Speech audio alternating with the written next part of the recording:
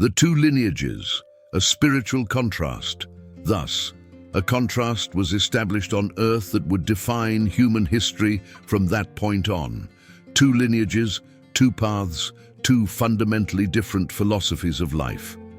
Cain's lineage represented secular humanism taken to the extreme, the attempt to build civilization, meaning and security through purely human effort, with no reference to the divine. They became masters of technology, art, and social organization, but all of it was built upon a foundation of violence and arrogance. Lamech, boasting of his disproportionate vengeance, embodied the culmination of this philosophy. Might made right. Personal revenge replaced justice. Human power replaced divine authority. Eternal reflections, what history teaches us. The story of Cain and Abel is not merely an ancient account of fratricide. It is a mirror of the human condition, a map of the darkest and brightest territories of the human soul. In Cain, we see our own tendencies reflected: envy, resentment, self-justification. How often do we feel wronged when others seem to receive blessings we believe we deserve? How often do we turn our bitterness into anger, our anger into hatred, our hatred into destructive actions? Cain's path shows how small seeds of resentment can grow into poisonous trees. His initial envy was understandable. Who wouldn't feel wounded when a sincere offering is rejected? But he chose to feed the wound instead of seeking healing. He chose rumination over reflection. He chose isolation over communication. More tragically still, he rejected direct divine intervention.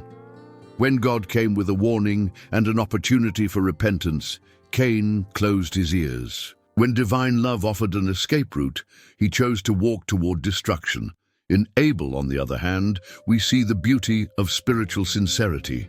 His offering was not accepted because it was materially superior.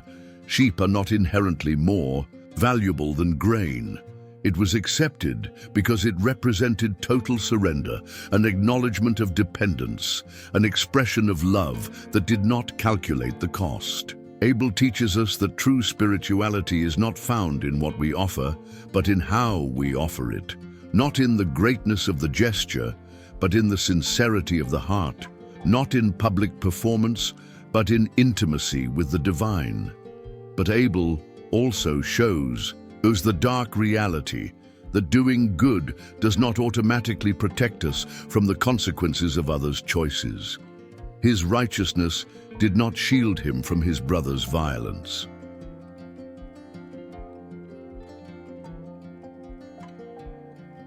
At the dawn of humanity, when the earth still held the freshness of creation and the echo of lost innocence, a story unfolded. A story etched not in stone, but in the blood and soul of mankind's first children. Today, we dive into the depths of a narrative that transcends time, a mirror of the most visceral passions dwelling within the human heart. Prepare to witness the bloom of brotherhood, the bitter seed of envy, and the shockwaves of the first crime that would echo through generations. This is the saga of Cain and Abel, but it is also our saga, the story of each one of us, the expulsion, the lost world. To truly understand the coming tragedy, we must first plunge into the depths of what was lost. Adam and Eve, the first human beings, had known perfection. Imagine for a moment a world without pain, without fear, without death. The Garden of Eden was not just a physical place. It was a state of being. There, every morning brought endless discovery.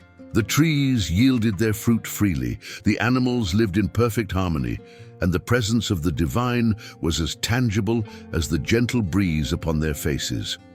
Adam walked among the creatures, naming them, exercising a gentle, almost fatherly authority. Eve discovered the nuances of creation, each flower, each precious stone, every ray of sunlight dancing through the leaves. They were king and queen of a realm where love was the only law. But then, the fall. The serpent's seduction, the temptation of forbidden knowledge, the fatal bite of the fruit that would forever alter humanity's destiny. In an instant, innocence shattered like thin glass against a stone floor. Shame wrapped around them like a burial cloth. For the first time they felt cold, fear, guilt. The divine presence, once their joy, now filled them with dread. They hid among the trees, desperately trying to cover not just their bodies, but their exposed souls. And then came the sentence, heavy as molten lead, expulsion. Paradise closed behind them with the final sound of a door that would never open again. Cherubim with flaming swords stood guard, ensuring the way back remained sealed forever. The new world. Thorns and sweat. What a shock it must have been for Adam and Eve to find themselves outside the gates of Eden. The world that awaited them was rough, wild, untamed. Here, the earth did not give its fruits freely. It had to be fought for, every grain earned with sweat. Thorns tore at hands, once accustomed only to Eden's gentle breeze.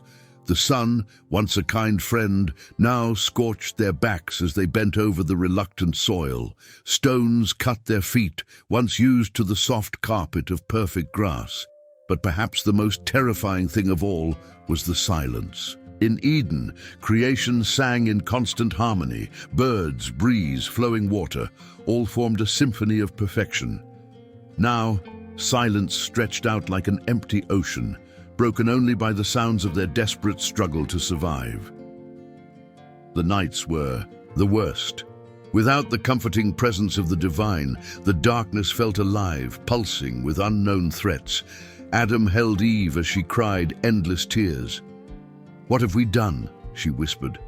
"What have we done?" And yet, life insisted. Even banished from paradise, even carrying the crushing weight of guilt, something within them refused to give up. It was as if a spark of the divine still glowed within their hearts, a stubborn memory of the glory they once knew.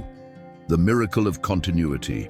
It was in this harsh and unrelenting world that Eve first felt the signs of new life growing inside her. Imagine the mix of terror and wonder that must have filled her heart. They had heard the divine promise that her offspring would one day crush the head of the serpent that deceived them. But how could something so small and fragile as a human baby stand against the cosmic forces of evil? For months, Eve carried this precious life while the world around them seemed to conspire against their hope. Wild storms swept across the land. Animals once tame now eyed them with suspicion, and the daily struggle for survival made every day a battle. Adam watched his wife with a mixture of love and guilt that threatened to break him. It was because of him that she now faced the pains of childbirth, pains that in Eden would have been pure joy. It was because of his disobedience that their child would be born into a world of tears, not a paradise of laughter. And then, on a night that felt darker than any before, the miracle happened. Eve gave birth to her first son, Cain. "I have brought forth a man with the help of the Lord," she cried, her tears now of pure joy. Perhaps, just perhaps, this was the promised one. Perhaps this small human being carried within him the key to humanity's redemption. Adam held the baby in trembling hands, seeing in those small, bright eyes a reflection of the glory they had lost. This was his son, his continuation, his hope that not all was lost. The arrival of Abel, two natures, time past, no longer marked by Eden's perfect seasons, but by the harsh cycles of planting and harvest, hunger and abundance, hope and despair. And then Eve conceived again. The second child was different. From the moment he was born, while Cain had entered the world with powerful cries that seemed to challenge creation itself, Abel arrived quietly, almost like a divine whisper. "Abel," Eve murmured, holding the baby close to her chest. In some traditions, the name means breath, vapor, something fleeting and delicate. It was as if she sensed even then that this life would be brief, precious precisely because of its fragility. From early on, the differences between the brothers became evident. Cain grew strong and determined, his muscles developing quickly, as he helped Adam with the heavy labor of working the stubborn earth. His hands became calloused, his shoulders broad, his resolve unshakable. Abel, on the other hand, was contemplative and gentle. While Cain wrestled with the ground, Abel preferred to observe. He spent hours in silence, watching clouds, listening to the wind, as if tuned into frequencies others couldn't perceive. Adam and Eve watched their sons with a mix of pride and concern. They were so different. Cain, the warrior, always ready to battle a hostile world. Abel, the dreamer, always searching for something beyond what the eyes could see. They complete each other, Eve would say to Adam during the long nights. One is strength, the other is wisdom. Together, maybe they can truly reclaim what we lost. But something hung in the air, a subtle tension they couldn't quite identify. It was as if the seeds of a future conflict had already been planted, invisible yet inevitable. Diverging paths. As the years passed, the brothers found their callings. Cain, the firstborn and natural heir to the responsibility of feeding the family, embraced agriculture. He worked the land with an almost wild intensity, as if each strike of the hoe was a challenge thrown at fate itself. For Cain, every seed planted was an act of defiant faith. "You may have cast us out of paradise," he seemed to say to the reluctant soil, "but I will still wrest life from you." He worked from dawn to dusk, sweat pouring from his brow, muscles burning from the effort. His harvests were the result of sheer determination. When the rains failed, he carried water in heavy jars from a distant river. When pests came, he fought them off with his bare hands. When the earth resisted, he broke it with brute strength.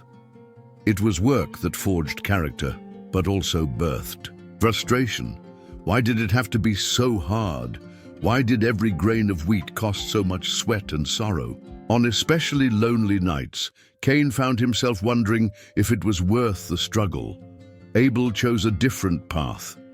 Drawn to the living, to the trusting eyes of animals, he became a shepherd.